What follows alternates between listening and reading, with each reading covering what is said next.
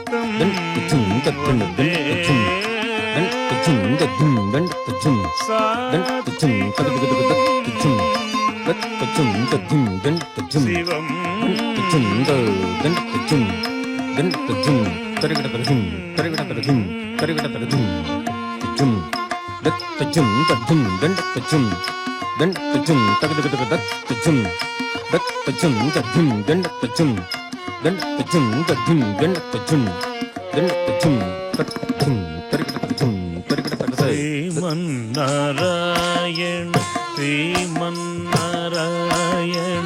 శ్రీమన్నారాయణ నీ పాదమే శరణం. శ్రీమన్నారాయణ శ్రీమన్నారాయణ